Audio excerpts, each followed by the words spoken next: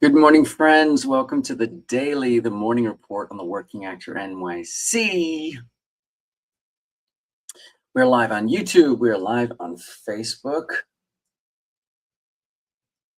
Instagram's being a little slow. Come on, Instagram, you can do it. I believe in you.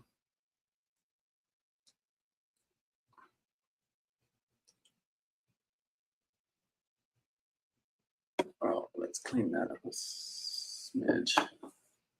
There it is.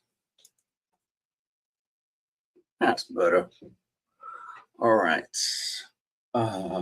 Coffee, delicious. Wait a minute. Okay. All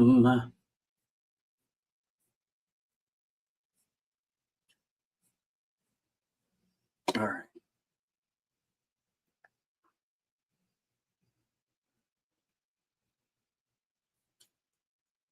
Can I tell you about a coaching decision I made yesterday that probably cost me money? It wouldn't probably cost me money. It cost me money, but I think it was the right decision.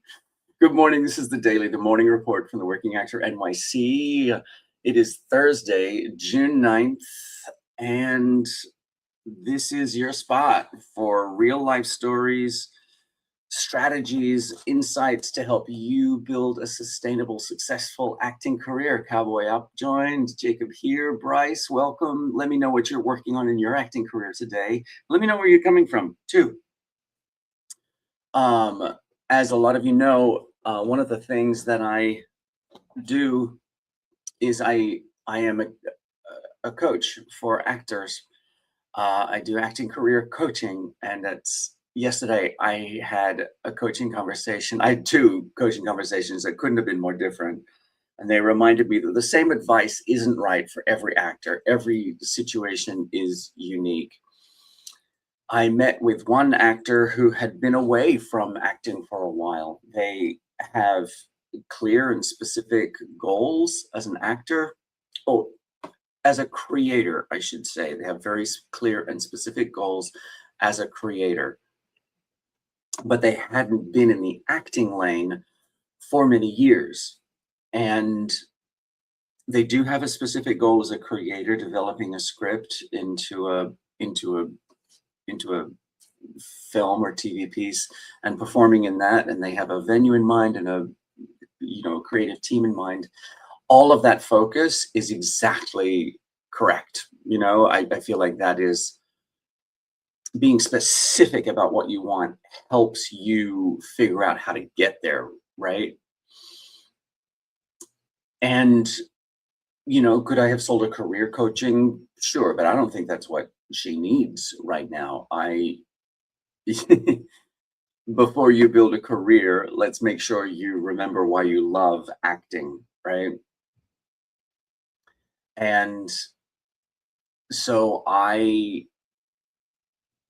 wanted to steer her back towards the craft and finding an acting technique class, because specifically that's what she was looking for from coaching, was looking for ways to get back in touch with technique. And that's not my focus. I am interested in helping actors who are already on an acting path shape their career towards what it is that they want to be doing. That's where my strengths lie. That's where I've had success with my clients, my coaching clients. And, if the craft isn't feeling alive to you as an actor, the craft part of it, the actual acting part of it, if that's not feeling alive as an actor, then conversations about visibility and networking and relationships and infrastructure are premature, right? I try to make sure that my coaching clients are focusing on the four things: craft, visibility, relationships, and infrastructure. Those are the four parts of your acting career that need attention all the time. But if there's nothing happening in the craft section, if there hasn't been anything happening in the craft section, if you haven't actually been doing the acting work, which is the fun part, then if you haven't been doing that, for many years, then that's really where you need to start to make sure that before you get a career momentum going, that you make sure that you actually love the actual acting part. The total flip side of that is I have a meeting today with my first meeting with a new client, my first session with a new client. We have met, we have talked about it, we've talked through what their goals for coaching are and all of that sort of thing. But this actor is completely the opposite. They already have experience, they already have great materials, they already have a professional package. And then the question becomes, where do you want to go with your career? How do you want to guide where you go next? And that's where talking about TV and film comes in, because TV and film doesn't happen accidentally for most people, right? For a few lucky people, the industry decides for them that they're going to be in uh, in TV and film. But for most of us, we have to decide first. That's something that we have to aim for, and that sort of focus. Oh, thanks for the likes. I appreciate that, Cookie. Um, that's something that we have to focus our materials towards, and something that we have to aim for. So I'm really excited because I feel as though this particular actor, who, as I say, they already have great materials, a great professional package, but it's focused towards being an ensemble member in TV, in musical theater, and they're very talented at that. But we're going to work on moving those materials and that focus and that package towards a TV and film career, because I do think that they have real ability in that area. So it's actually why I created the Wheelhouse Workshop, because not everybody needs the same thing. Everybody needs clarity about what's next. Some people need to fall back in love with the craft. Some need to clarify their wheelhouse. Some need to build relationships. Some need to start focusing on TV and film. And the Wheelhouse Workshop fits into that second category, where we are about clarifying your wheelhouse so that your materials and your focus, your agents, your representatives know that everything is guiding you towards that part of your career where you feel undeniable as an actor. That's exactly what the Wheelhouse Workshop is for. That's coming up on July 25th. You can check that out in the link in my link tree. You'll find all the information about that. Hi, Lean, back again. Good to see you. Thanks for being here. Let me know what you're all working on in your acting career. Let me know what do you think you need focus in your acting career right now? And let's talk about it. Let's do some free coaching.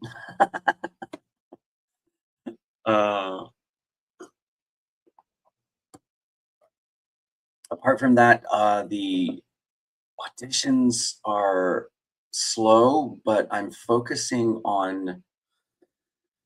So I don't know if I'm allowed to say this, but I am serving on a committee for the Actor Awards this year. I will be part of the committee that selects who ends up in the nominations, which is super fun. I am having a good day, Lean. I'm excited because the Emmy, so that means that I've been focusing on what's on TV and what's on film. And I traditionally have been a terrible TV watcher, but I'm starting to get back into it. Hi, Abdullah. Thanks for being here. Appreciate your help and your support. Let me know what you're working on in your acting career. But yeah, I'm on the nominating committee for the Actor Awards this year, so I'll be spending a lot of time watching a lot of TV and film. So I'm super interested to see the Emmy Award nominations that came out. Stranger Things got snubbed. Did y'all see that? Would you act in my indie web series for $100 a day and a big sandwich from Publix? Maybe, I don't know. Send me the script. Send me to to my DMs. I'll have a look and see if we can work it out. $100 a day isn't a great is not necessarily a great wage, but I am always open-minded. Oh, Abdullah's not in the field, but I watch a lot of movies. So what's your genre, Abdullah? What do you prefer watching? Are you a romantic comedy kind of person, or are you an action shoot 'em ups, or are you the thriller, the jump scares, the horror? What's your favorite? Uh, I've been watching a lot of comedy on TV, but the funny thing is that I finally got around to watching 28 Years Later, and I started watching Bone Temple, but I haven't made it through yet. Um, but I've been watching a lot of TV comedy, and I really like. I feel as though because I'm not a very good TV watcher, I find it hard to sit down and actually just watch television. Um, I find that I think I'll just for now I'll just focus on the comedy sides and just see if I can get through a bunch of comedies. I have seen Margot's Got Money Troubles. I have seen Beef. I started watching Big Mistakes, but I did not like it. I noticed that that's been ignored by the Emmy Awards, and I think with good reason. Um, oh, is that controversial? Is that is that a hot take? Am I getting it in trouble for feeling that opinion? And I'm a big Dan Levy fan. Like, Schitt's Creek was amazing and wonderful, but Big Mistakes, I was just felt like where are the laughs? Uh, I have this thing, I guess. I'm not a big fan. Okay, spicy hot takes incoming. I'm not a big fan of the Housewives franchise, like reality TV that is just unlikable people behaving badly, right? I don't watch that. Um, I like to watch K-pop and movies, but half the movies are Arab. Oh, cool. I don't think I've seen a lot of Arab movies. We don't get a lot of that product here in the US. It's sort of that's a specialty that it would be hard to find, I feel like maybe. Thanks, Jose. Appreciate it. Yeah, I like this color too. Makes me feel awake first thing in the morning. um, but yeah, I feel like yeah, though, like that genre of like watching unlikable people behaving badly is all reality TV is staged, all of it. Yeah, it's they're definitely going for storylines and trying to create storylines that get people excited, and I just it's not authentic. It just feels like celebrating bad behavior, and I just don't like that. And I have to say that's kind of what I got from Big Mistakes as well. Was that it felt like I was watching, unlikable people behaving badly. But that worked for Schitt's Creek. I mean, I fell in love with those characters, even though they're, intrinsically not necessarily good behaving people. Does that make sense? But I feel like they did make comedy out of it. But Big Mistakes, I was just like, where are the laughs? Where are the actual laughs? Abdullah says, yeah, even most Arab people don't watch Arab movies. Okay. You should listen to Come As You Are by Nirvana. Gosh, I think I haven't listened to that album for many a year. You're taking me back, CR7. But yeah, let me know what TV shows you think I should be watching. I'm way behind on The Bear. I noticed that got nominations, maybe controversial. Big difference. Schitt's Creek has some of the best comedic actors on the planet, and I agree 100%. Big Mistakes had great comedic actors in it too. I mean, Laurie Metcalf is like, front and center, but I just sort of felt like, where are the jokes? Like, where are the laughs? Um, uh, by contrast, Laurie Metcalf is in Hacks. I have finally caught up with Hacks. Can I tell you the funny part about that? It's the, I'm watching season 5 of Hacks thinking, "Oh, right, there's a season 6. This isn't the end." And wow, they're really making this sort of really final and ultimatum-y, but it's by CR7. Uh, it wasn't until I got to the end of the finale that I realized that that was the finale. That was the series finale, not the season finale. Oh boy, I really messed that up. T wants to know, what advice would you give to your younger self? My younger self, spent a lot of time behaving to protect myself. I didn't have the courage to be authentic. And being my authentic self when I was much younger would have exposed me to danger and violence. Oh, thanks, young Cash Jason. I appreciate it. And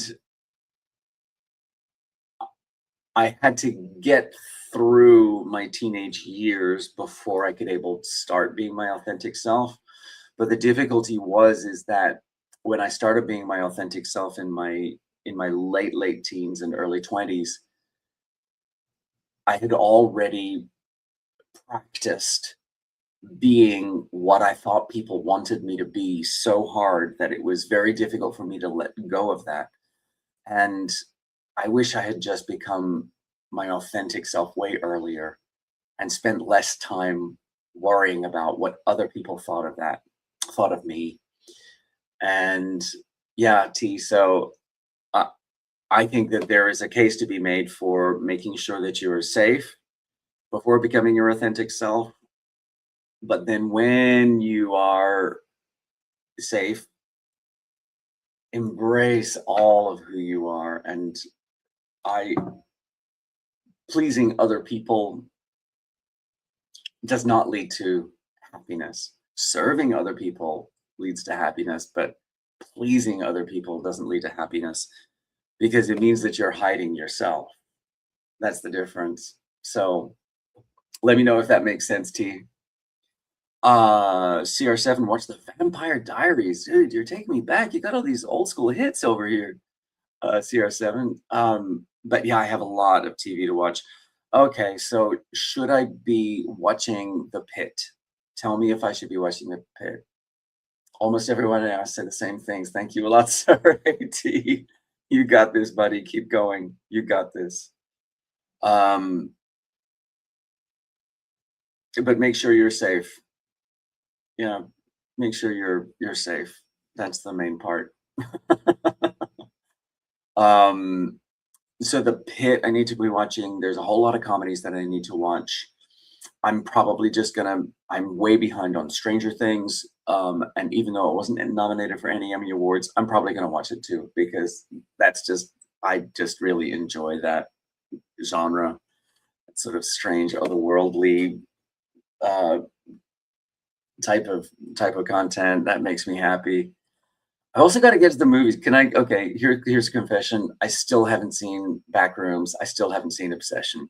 Ooh, I know. I have to get there because I mean, what else is in the zeitgeist, y'all?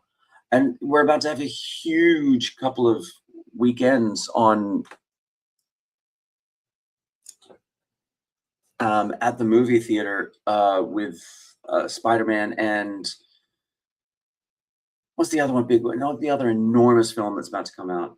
We've got some big products. Toy Story 5 is killing it. And I was just like, I don't know. I enjoyed Toy Story 1 and Toy Story 2, but gosh, I haven't seen it since then. All right, my friends. Thank you so much for joining me. This is the morning report from the Working Actor NYC. I will be right back here tomorrow at 8 a.m. Let's get into it. And remember, wherever you are in your acting career, you got this. Keep going.